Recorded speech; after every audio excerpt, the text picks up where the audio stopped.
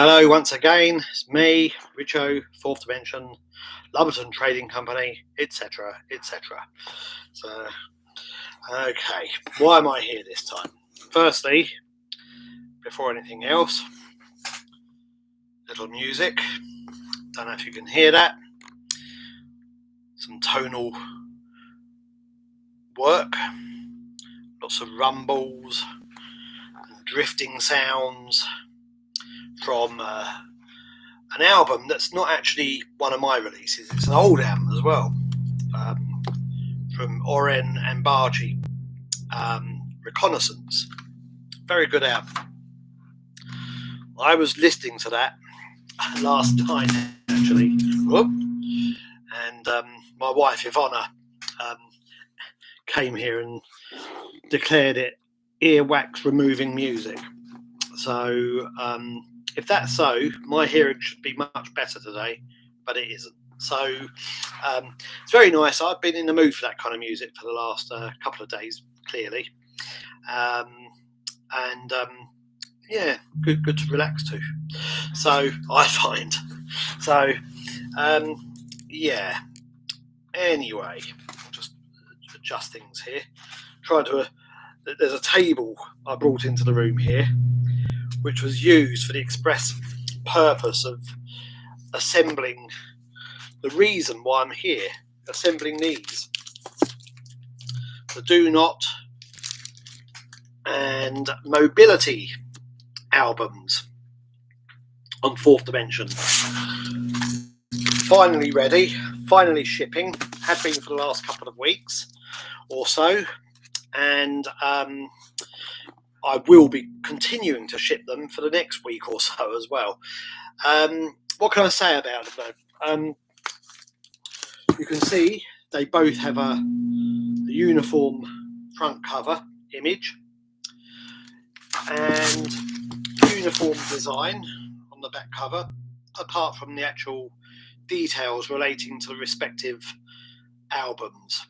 Both of these are reissues of Broken Flag cassettes issued by Gary Mundy in 1983 and 1987, and very rare, very collectible. And these are just simply vinyl reissues of those cassettes. They're part of a series, and it's interesting for me because Frans de Waard of Korn Plastics and Korn Publishing in the Netherlands wrote to me yesterday and asked whether I would be doing any other reissues from that period. But these actually complete the set. What Frans didn't know was the fact that Steve Underwood of Harbinger Sound reissued Myth and Arsonicide on vinyl in exactly the same presentation, exactly the same packaging, fold over cover, etc., in 2014, 2015. So these complete the set. So there's a set of 4 LPs. From what I understand, if I remember correctly, maybe Gary Mundy will tell me otherwise, but I think that's it. Yeah, there's only 300 of these as well. They're going pretty well. I think once all of the mail order copies, of which I'm still shipping as well, once they've all been obliged, and once all the once the remaining orders have been shipped, the direct orders, the pre-orders, as I said, I'm still shipping these. Once they've all gone out in another week or so, I think I'll have about 50, 60 copies left. But in the meantime, of course, I'm going to be pushing hard with this to find more mail order outlets, etc., etc. So there may be a couple that I've overlooked as well. So the music on these LPs, I think, is amazing. It's from a period of such music when I think it was at its best. You know, this kind of music. It was a kind of peak period, and when I think of that, I'm thinking specifically of the work of Whitehouse and Ramley, Kleistwahr, of course, consumer electronics as well. Um, all of these artists, all of these groups, um, um, were creating absolutely phenomenal music, and I would call it avant-garde music. It's, yes, it may have come from this kind of post-punk, post-industrial sensibility. It may have, it may have been inspired by all of that, but I think it's defiantly avant-garde. It's unlike anything else, and I say that knowing full well there are plenty of artists out there who've been inspired by all those groups, and dare I say, even try to emulate them. You know, you to varying degrees of success. Don't generally like those kind of groups myself. I like those originators, and simply because it was just fucking mind blowing. It really was. It's absolutely unlike anything else. You know, I've come from punk and or post punk and post industrial music myself. That's my background. Um, although, as I've said before many times, that my taste in music go all over the place. But that's my background, and that's my starting point with what I did with my fanzine and my labels and everything else. So that's why they're in that kind of direction. But um, when I think about what that period of music means to me, or what it meant to me at the time, even it meant music that was really genuinely pushing boundaries, and I think that's what these artists were doing. And yes, it's a prime period for Ramley and Gary Mundy and Kleistwahr, Broken Flag, and all these other labels. So there's no denying that it was a really good period for this kind of music. Of course, there are other players as well, but I'm focusing on those. Try to keep it focused on Gary Mundy's work and maybe his little world as well. But and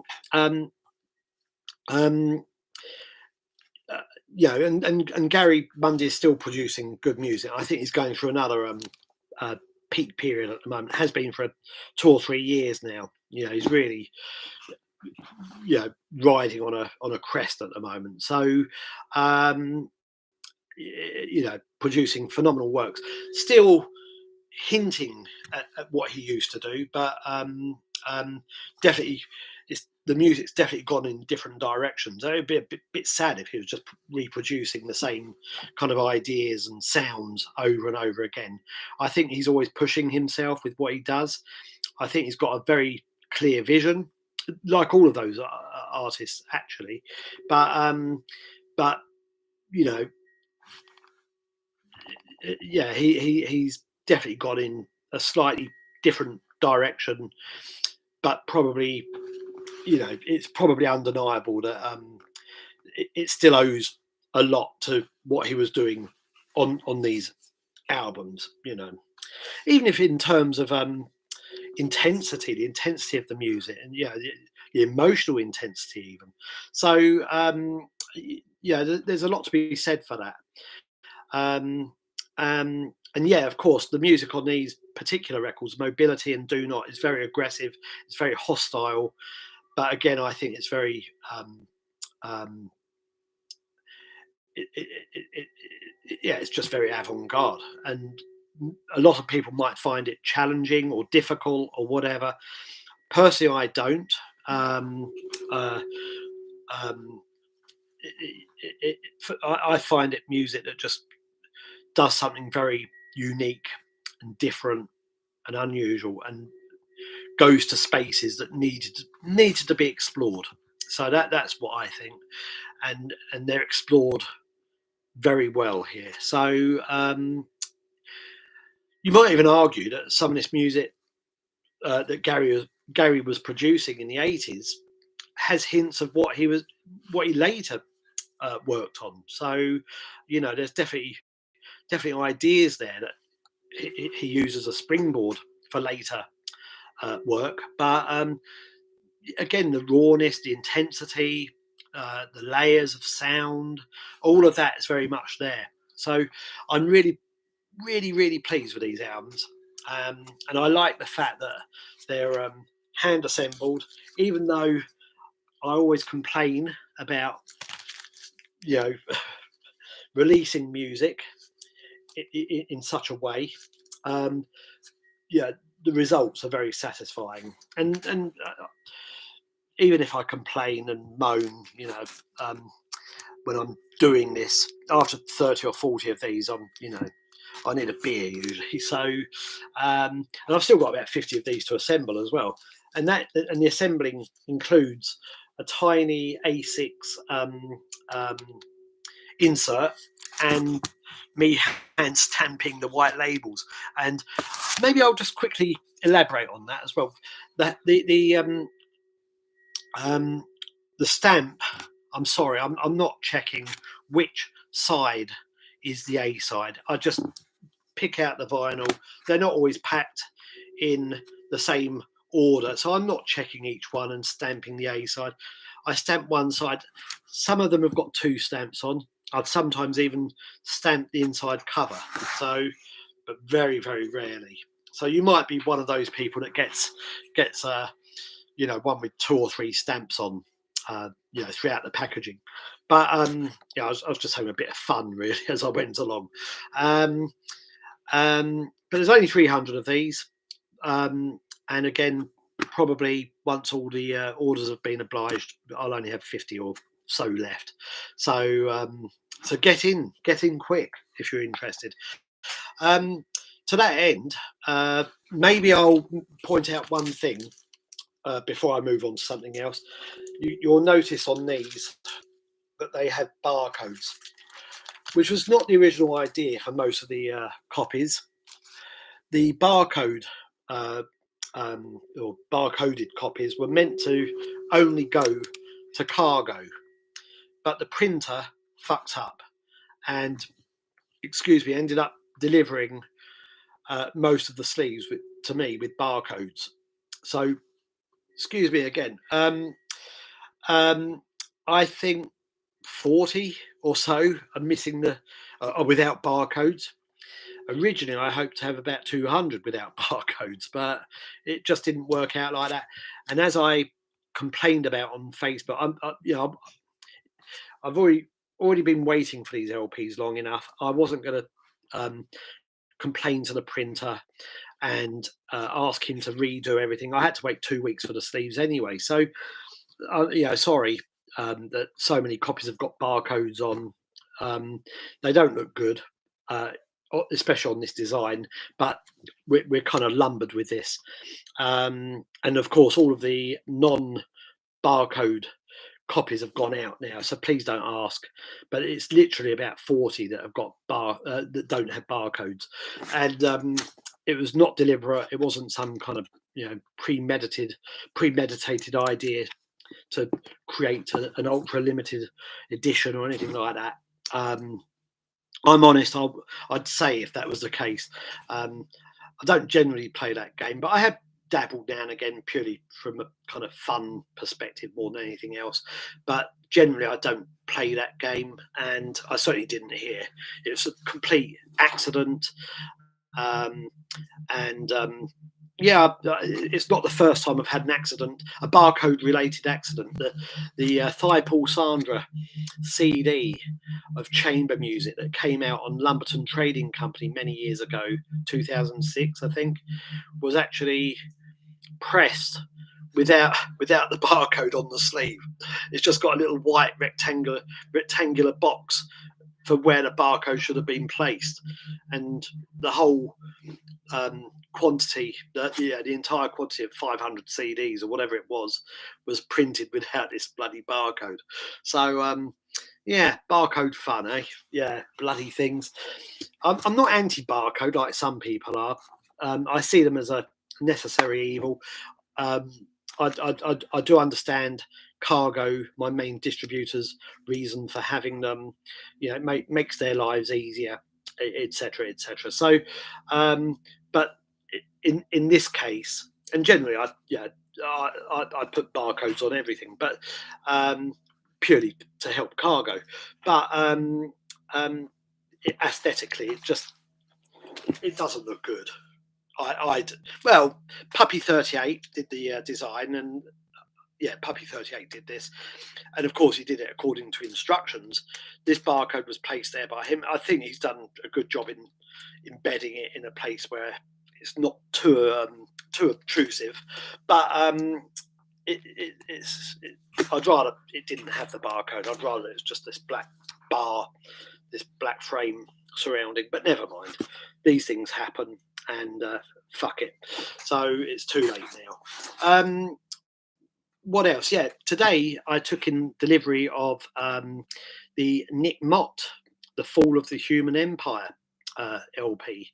I've just got the vinyl here, but I need to get the printing done. The printing should be ready in about probably the week after next, or in all honesty. So that will be then hand assembled. Luckily, I've only got 100 of those, so I won't be complaining quite as much. And that's another white label thing. It's on Lumberton Trading Company. I don't think I've got a Lumberton stamp. Maybe I can quickly get one made up. I don't know.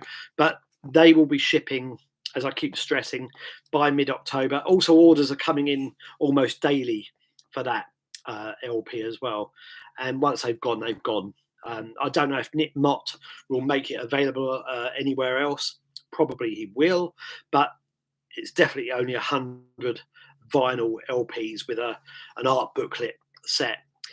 So that's happening. And also going back to Kleistwahr, got Common Values, the latest Kleistwahr album in production at the moment. It's at the CD manufacturers now, along with vinyls Iron the Dirt Under Your Fingernails. Both of those should be arriving in 2 or 3 weeks' time. So again, shipping around mid to late October. They will be followed by the Blue Statue CD. And then I decided a few days ago, I'm not doing any more CDs. I'm not doing any more releases this year.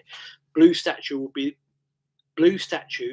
be the last CD and last release for this year. I've got a few other things hanging in the wings. Mummy's a Madman, Splintered, my group, a couple of other things as well. Can't remember what, but everything's going to just be put back till next year. And next year, I think I'll be less productive with releases anyway, simply because I've burnt myself out really doing all of this. Doing so many releases this year. I've still got the Edward Ka-Spel 10-inch. That will probably arrive in 2 or 3 weeks' time as well. So I'll have 2 CDs, Final, Kleistwahr, Edward Ka-Spel, Nick Mott, all kind of happening at the same time.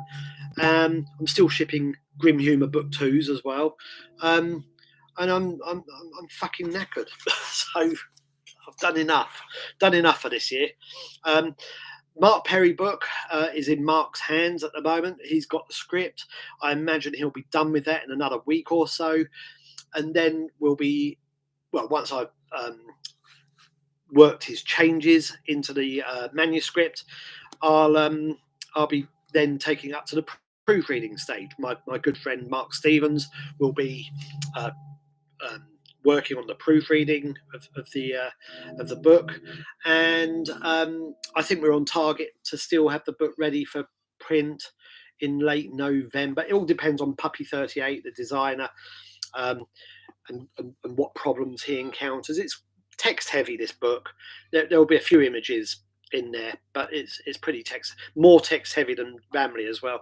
So and really thick and chunky. It's 400, almost 400 pages. So a really big book. I think that will be ready for publication early next year. The review copies will be going out first at the end of this year. So late November, December, I'll be sending them out. Not a great time of the year to put anything out, but that's what I'll be doing. And as I said, Grim Humour books, book 2, the second Grim Humour book, still shipping those. We've also got quite a lot of adventures in reality books hanging around, and Tales from the Ghost Town, Alan Ryder's Tales from the Ghost Town book. We've got a number of those still sitting here. It would be lovely to find homes for those. So do look in the shop. There are some really good quality books available here, and I think my next YouTube upload will be either dedicated to the books alone and putting them all together so you can see them for yourself, or maybe I'll even be gathering all the releases that I've done this year. I think it's been my most productive year ever. I think by the end of the year I'll have done about 12 releases, one book, Grim Humour book 2. Maybe 11 or 12 releases. It's ridiculous. Of course, some of those were due to the backlog, the vinyl backlog, but and I think partly because anybody that knows me well will know that my wife and I had a daughter last year, just coming up to a year old, and I think I kind of wanted to prove to myself that I could still do this, and not only do it at the kind of normal rate, but go beyond the normal rate. So I think there was something of that, some twisted psychological sort of shit in there. I don't want to criticise those people that claim they can't do anything once they've had a kid, but because it's bloody hard work. But there was something of that in there as well, in the mix. But next year, not because of Laura, our daughter. Next year, I just want to slow down a little because I want to start work on the third Grim Humour book. I want to catch up with the few outstanding releases from this year. Got one or two other releases in the pipeline, including another Kleistwahr. In fact, including 2 more Kleistwahr, I think. I'm sure there'll be another Richard Young's album popping up at some point as well. Already mooted an idea, but he wasn't really happy with the idea I mooted, I don't think. So, not that he was unhappy, but I don't think he was not inspired by the idea I suggested. So we'll see. Maybe Richard Young's, certainly Splintered, certainly Mummies and Madmen, and certainly a couple of other things. And the Mark Perry book. That Mark Perry book will be a huge focus of mine in the early part of next year anyway. So given that this book is quite big, a lot. I've had lots of pre-orders for it, and I think there are not so many coming in at the moment. But I haven't really pushed it again for the last couple of weeks, but I will do again. I think it's going to go quite well. So so lots of things happening as usual, and I think I've covered everything I want to say. Somebody wrote to me a couple of days ago and said that I've got a really strange accent, and I can assure you that I try to speak as well as possible here, as I do in my English lessons as well. But I do have a mouth ulcer at the moment, as I tend to get them when I'm a bit run down. I tend to get them if I drink heavily as well, but I'm not really drinking heavily at the moment, or these days. Haven't since Laura came, and cut right down. I think I've had a beer and a half, one small bottle, one big bottle of beer this week. So it's not really heavy drinking, is it? Might have a couple tonight because it's Friday. I've got a mouth ulcer, and that's why I'm certainly tripping over my tongue more than usual today. And as I said, I get them when I'm really tired, and I am really tired. Excuse me.